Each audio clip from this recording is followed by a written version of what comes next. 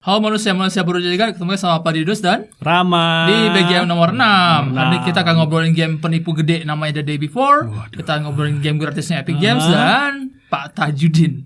Tajudin. Let's go.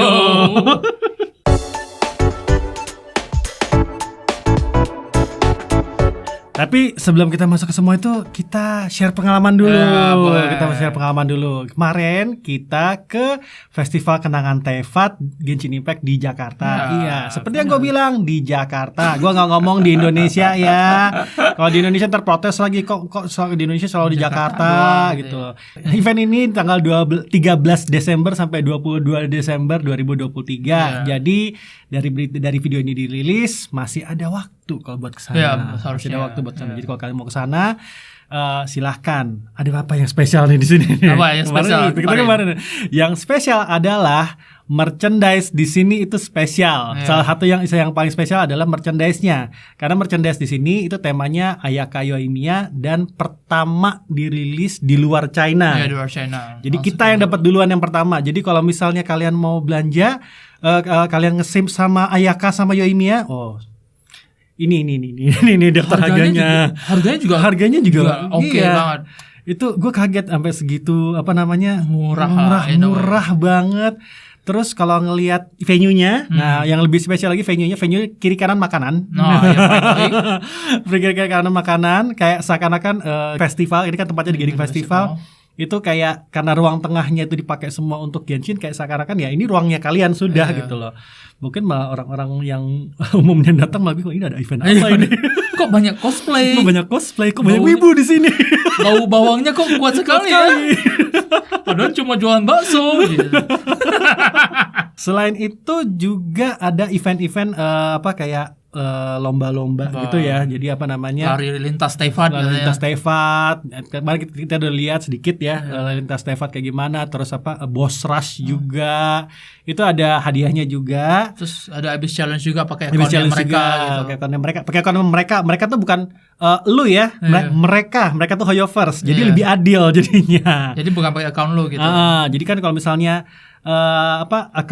kalau pakai account kalian kan kalian bisa aja lebih imba daripada account mereka soalnya. Sekarang makanya tesnya tes skill yang sebenarnya gitu. Iya.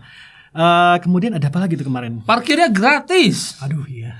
Itu yang highlightnya gua sama dia kemarin. What gitu. Kemarin tuh datang gini. Ini serius nggak ada tempat kayak secure parkirnya. Gue sampai bingung tuh kemarin tuh. Ya udah kita parkir aja dulu gitu. Kirain akan ada parkir di mana gitu. Enggak, main gratis. Parkirnya gratis bro, gila. Itu gue amazed banget. Gue jujur karena ini video keluar Minggu. Apa kabar teman-teman? Yang lagi mampir di hari Minggu. Di hari Minggu.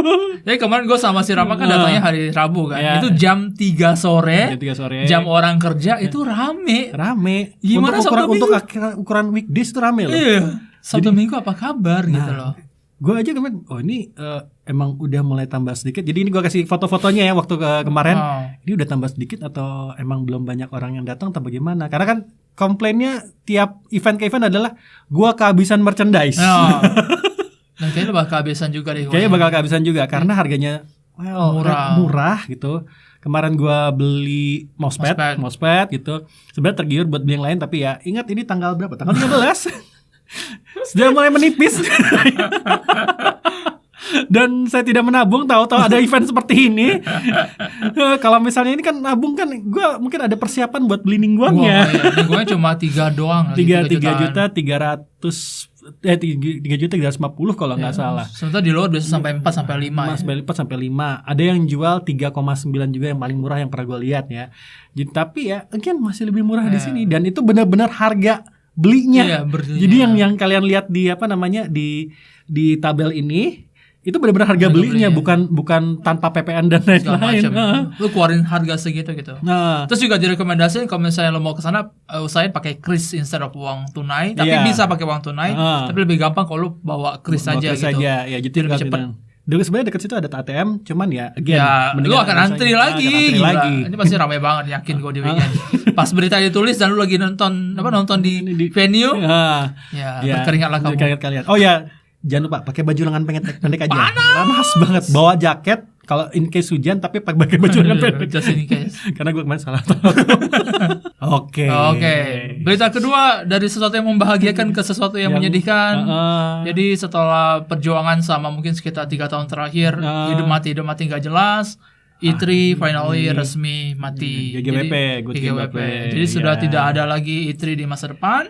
Si penyelenggaranya ESA sudah confirm kalau mereka tidak lagi akan menyelenggarakan E3 sama sekali di masa depan gitu. Untuk saat ini ya, kita nggak tahu nasibnya gimana, tapi yang saat ini tidak ada lagi E3 gitu. Jadi ya sama ini yang kenangannya pas lagi dulu zaman-zamannya puasa gitu, terus sahur pada nonton E3 bareng-bareng sudah tidak ada lagi itu. Jadi ya sangat disayangkan. Tapi ya memang tidak terhindarkan karena pertama udah ada Summer Game Festival Summer Game Festival di momen yang sama. Khusus ini juga ya. Terus yang kedua juga gara-gara pandemi juga jadi kurang. Terus ya banyak pemain gede kayak Sony, Microsoft segala macam juga yang bikin event sendiri dan tidak lagi gabung ke mereka gitu. Jadi ya mau nggak mau ya mereka makin berkurang tiap tahun gitu. Tapi ya gue pribadi sih lumayan bersyukur, gue pengen pamer dulu gitu. Jadi gue sempat ke E3 2018 gitu. Terus itu bisa dibilang salah satu event True E3 yang terakhir lah sebelum Sony cabut gitu. Cyberpunk bukan ya? Enggak, 2018 ya ada Cyberpunk, ada The Last of Us Part 2, ada Spider-Man. Tapi berarti yang si John Wick siapa? Gue lupa. Si Keanu Reeves. Bukan Keanu Reeves. Keanu Reeves setelahnya. Keanu Reeves setelahnya. Oke. Yang ini lebih ke pas yang mereka kenalin Ghost of Tsushima sama The Last of Us yang Part 2. Iya. Sama Spider-Man. Jadi ya gue sempat juga ketemu banyak ya orang-orang gede di situ kayak Cory Barlog-nya God of War, terus Hidetaka Miyazaki-nya Soul series segala macam. Gue sempat wawancara di sana. Dan memang eventnya memang berkesan dan memang gede. Tapi ya sangat disayangkan lah. Tapi memang ninggalin memori yang gede banget gitu di board gue pribadi ya. Tapi emang dan kayak meme banyak keluar dari E3 juga. Banget. Terus dan memorable-nya banyak banget gitu. Emang dari tahun ke tahun E3 itu selalu jadi patokan orang melihat game baru tuh apa gitu. Dari tahun ya agak sayang aja sih emang kalau E3 akhirnya ya mengundurkan diri, selesai GGWP. Tapi ya even kayak raksasa segede ini pun masih ada chance buat mati tuh. Ya, mengejutkan juga sebenarnya gitu. Tapi ya thank you E3 selama ini. Nah ini anget lagi nih. Ini lagi dibicarakan, jadi kita bicarakan juga di sini sudah. Langsung aja udah. Jadi berita ketiga kita akan ngobrolin salah satu scam atau pembohongan publik paling gede di industri game tahun ini adalah The Day Before dari developer namanya Fantastic. Jadi kalau misalnya lu nggak terlalu ngikutin ini berita, jadi 2 tahun yang lalu dia keluarin trailer pertama, keren banget. MMO survival zombie katanya. Dan visualnya cakep banget, sempat masuk Nvidia RTX segala macam. Sampai dipromosiin terus langsung jadi wishlist nomor 1 Steam. Anjir. Semua langsung kayak oke. Tapi seiring dengan itu sepertinya development agak seret ya. Agak seret, terus juga banyak pertanyaan-pertanyaan gede yang bikin orang tuh ragu ini sebenarnya gamenya tuh ada atau enggak. Itu yang pertama. Terus finally ada begitu banyak kontroversi dari perebutan nama hak dagang. Terus katanya mereka juga perkerjakan orang-orang tuh secara gratis gitu, ngambil freelancing. Astaga. Terus ada aset flip juga. Jadi instead of bikin aset, mereka beli dari Unreal Engine doang. Terus diletak-letakin segala macam.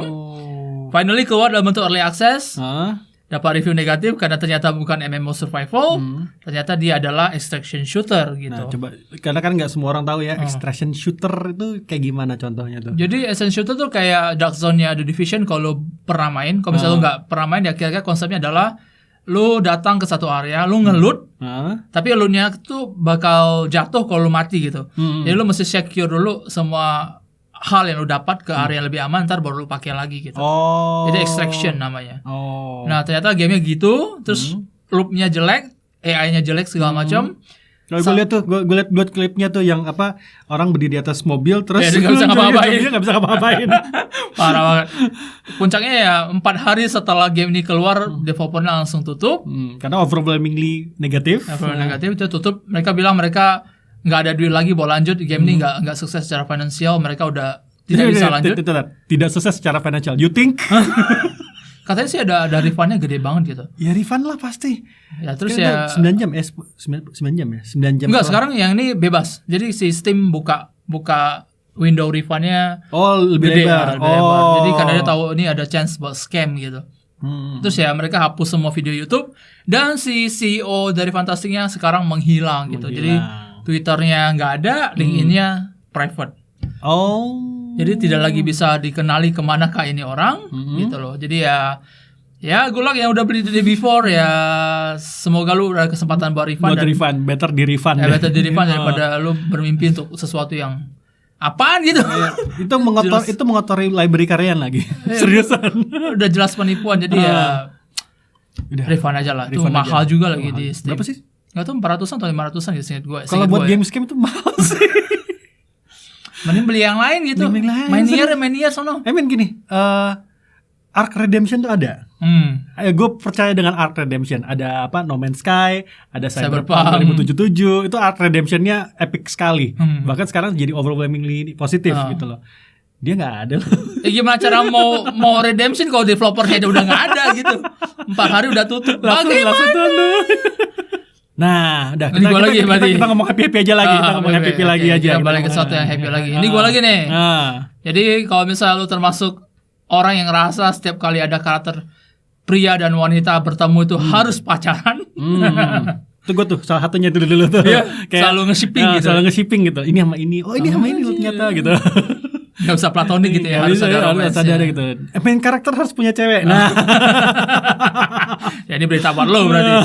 Jadi ada pertanyaan gede ke si Eiji Aonuma, produsernya Legend of Zelda Tears of the Kingdom. Sebenarnya Zelda sama Link itu hubungannya apa sih gitu? Nah, kenapa gamer tiba-tiba tanya? Karena ada feature di Tears of the Kingdom tuh ada rumahnya Link gitu di Hateno Village. Nah, di rumah itu ada barang-barangnya Zelda. Satu. Yang kedua, dia punya tempat tidur cuma satu. Yang sudah dewasa pasti ngerti. Pasti ngerti. Maksudnya satu tidur di sofa, satu tidur. Jadi ya begitu.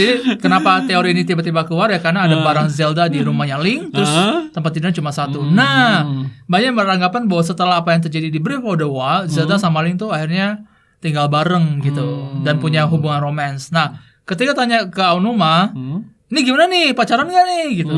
Ada romansanya gak? Terus si Aonuma bilang, ya itu balik ke imajinasi lo gitu. Tetapi si Aonuma bilang, semua hal yang pengen gua kasih tahu ke gamer, yang pengen gua gamer temuin, itu semua sudah kita sediakan di dalam game. Jadi dia tidak membantah secara eksplisit, tapi tidak juga kayak menyetujui bahwa itu memang ada hubungan. Jadi ya dia kembali ke gamer, ya terserah lo mau imajinasi gimana. Yang pasti ya kita udah sediain semua clue yang dibutuhkan untuk di dalam game gitu. Biasanya kalau game-game, film-film open ending, ini romansanya open ending. Biasanya kalau misalnya kita ngomongin soal karakter cowok-cewek gitu ya, menurut cowok sama cewek itu bisa berteman gak sih? Berteman doang gitu? Bisa dengan konteks. Nah, what the fuck is ini dia berita bahagia lagi buat yang punya PC dan punya Epic Games di dalamnya. Akan ada 17 game PC gratis buat akhir tahun 2023. Gratis. Untuk kayak nomor 1 ya. Big Game 1. Untuk 90% pemilik Epic Games. Yang tidak pernah beli apapun. Ini 13 game itu dari tanggal 13 Desember kemarin sampai 10 Januari 2024. 17 game ini ya, tapi ini di raffle ya kalau nggak salah ya. Jadi ada ntar distribusi yang pertama 1 minggu, terus ntar harian, tapi ntar katanya game terakhirnya bakal seminggu lagi gitu. Jadi ada kemungkinan ntar ditutupnya pakai game gede yang wow gitu katanya sih. Karena kalau pernah bukan GTA doang, kita tuh pernah sekali ada satu game lagi Batman waktu itu Arkham. Trilogi lagi saya gue. Itu gue kaget. Jadi gue ngambilin yang belum gue mainin waktu itu. Itu wow sekali. Jadi buat kalian yang kere dan tidak mau jadi petani pembajak ya, gue tidak mendiskreditkan petani. Jangan sampai salah orang lagi ngebajak sawah. Apaan sih ngomongin gue? pembajak ya, pirating ya. Ini kesempatan kalian untuk nyobain game. Emang original. Mungkin kebanyakan akan lebih banyak game indie ya. Tapi again, Kalian kalau mau yang lebih eksperimental dan lain-lain, game indie tuh salah satu yang menarik untuk cobain gitu. Nah, tapi again kita tidak tahu nih game besarnya, game besarnya apa nih. Gitu. Tapi yang paling tanggal 13 kemarin itu ada si Destiny Legacy Collection. Itu 1 minggu itu sampai setelah ini berarti setelah berita ini keluar pasti akan ganti lagi. Gue penasaran sih. Semoga katanya sih semoga ya. Alan Wake 1 harusnya mungkin ada kali karena dia mau promote Alan Wake 2 kan. Kalau Alan Wake 1 remaster tidak ada sih sangat sayang sekali Epic Games gitu. Itu menarik sih. Kemarin main nomor 1 ya. Nah ini. Aduh. Mari. Jadi pesan untuk Bapak Tajudin, seorang mandor bangunan di Bekasi. Kita harus minta maaf. Kita harus minta maaf mungkin sebagai gamer. Jadi kemarin itu di TGA 2023 kemarin itu ada yang bikin Fortnite Code. Nah, itu ada nomor teleponnya di situ. Itu sebenarnya nomor angka doang, nomor serial. Biasanya buat sesuatu peta ya. Dapat di Fortnite-nya. Tapi ternyata itu adalah nomor telepon seorang mandor bangunan di Bekasi bernama Pak Tajudin. Dia bahkan sampai bikin Twitter, bikin X, bikin post ini. Klarifikasi, nama saya Tajudin, hanya mandor bangunan, pemilik nomor Fortnite, gitu. Nomor saya digunakan dalam The Games Award 2023 dan sekarang banyak yang menghubungi saya. Dan nomor saya, padahal itu bukan ya. Sebenarnya ya orang iseng aja gitu, orang iseng Indonesia sebenarnya. Kan kalau bule nelpon kita kan +62 depannya kan nggak bisa kan. The fact kalau orang bisa nelpon ke dia hanya pakai 0853 depannya itu ya berarti gamer-gamer Indonesia yang iseng gitu loh. Lu orang tuh aduh. Kasihan Pak Tajudin ya gitu loh. Dikira dapat proyekan. Iya, malah di spam minta kode Fortnite. Itu banyak juga yang ke Fortnite. Iya, terus juga katanya sampai ganggu kerjaan, tapi dia nggak bisa ganti nomor karena klien-klien yang lain udah pakai nomor itu pasti. Iya, gitu loh. Jadi ya yang sampai kita gitu gamer Indonesia. Mohon maaf aja Tajudin. Maaf Pak Tajudin @tajudin167. Tapi ya ini bukan salah TGA ya. Harusnya TGA itu ya nomornya netral. Ya. Tapi gini, tiap kali dapat kode promo atau apa, biasanya kan ada gabungan ini ada gabungan huruf sama angka kan. Ini tumben banget nih harus angka dong. Yang nggak, katanya ada yang tanya kenapa nggak bisa dituntut dan segala macam, nggak bisa kecuali dia nomor depannya kayak +62 gitu. Nah itu baru pasti, ya semua negara pasti akan ke dia nanti. Ini terjadi hanya karena ada malu-malu iseng aja gitu. Jadi lagi mohon maaf Pak Tajudin. Oke, kira-kira itu berita buat BGM nomor 6 dari yang sedih sampai yang absurd banget. Sekali lagi mohon maaf Pak Tajudin. Ya, kita ketemu lagi BGM nomor 7 minggu depan. Peace. Rama. See you on the next video. Bye-bye. Dadah. Bye-bye.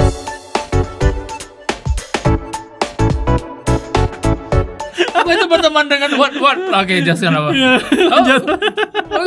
Apa berteman dengan konteks? Sebenarnya harus dengan konteks. Harus memang hanya mau berteman tanpa perasaan sama sekali. Ditentuin di awal gitu. Ditentuin di awal memang. Atau seiring berjalan ya emang lu cuma teman doang gitu. Tapi ya again itu bisa ketepis dengan kebersamaan mereka. Ini kenapa jadi curhat gini sih? Apakah menurut Link dan Zelda bisa hanya teman gitu? Menurut kalian gimana? Coba terus komen.